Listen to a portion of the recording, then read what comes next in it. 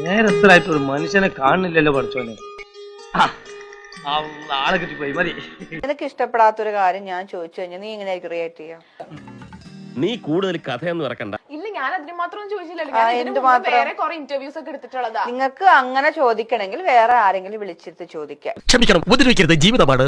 എന്റെ അടുത്ത് എനിക്ക് ഇഷ്ടമല്ലാത്ത കാര്യം ചോദിച്ചു കഴിഞ്ഞാൽ എന്താ ചോദിച്ചേ? ആങ്കർ അല്ല, ഏത് ആരാണെങ്കിലും ഡാഷ് ഡാഷ് ഡാഷ് ഇഷ്ടമുള്ളത് അവിടെ ഫിൽ ചെയ്തോ, ഞാൻ റിയാക്ട് ചെയ്യും. അതെന്റെ ഒരു ക്യാരക്ടറാണ്, മനസ്സിലായോ? എത്ര നാളായി ഇതിൽ വന്നിട്ട്? ഞാൻ കുറച്ച് നാളായി. ശത്രുവിന് പോലും ഇങ്ങനെ ഒരു ഗതി വരുത്തല്ലേ അണ്ടവാ. കുറച്ച് നാളായെങ്കിലും മോൾ കുറച്ച് കാര്യങ്ങളൊക്കെ പഠിക്കാനുണ്ട്.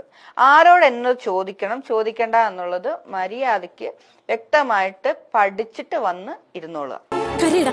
ഇനിയെങ്കിലും നിനക്കൊന്ന് കരഞ്ഞൂടെ? ഒരു തുള്ളി കണ്ണീരെങ്കിലും പുറത്തു വരട്ടെ. നീ ഉള്ളി പൊട്ടി കരയണം ഞങ്ങൾക്ക് എല്ലാവർക്കും. അല്ലാതെ ഒരുമാതിരി വേഷം കെട്ട് എന്റെ അടുത്ത് ഇറക്കണ്ട മോളെ. നീ എന്റെ അടുത്ത് വേഷം